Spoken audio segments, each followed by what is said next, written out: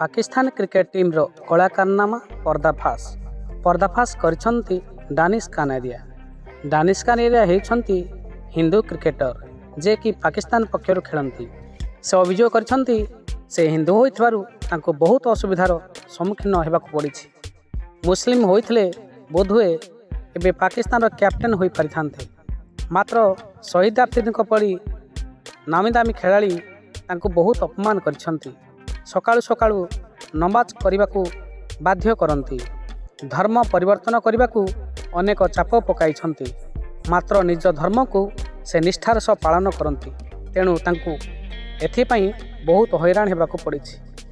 प्रशंसा करिसंती भारत को। एठी सेपरि किछि देखिबाकु मिलेनी। अनेक मुसलमान क्रिकेटर खेलुथिले मध्य समस्ते सेमानकु सपोर्ट करती। यह ही भारतर महानता। से मध्य प्रधानमंत्री नरेंद्र मोदी को प्रशंसा करिसंती।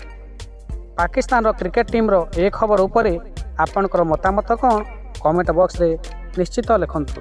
वीडियोटी भलो लागिथिले लाइक शेयर कमेंट सब्सक्राइब निश्चित भावे करंतु।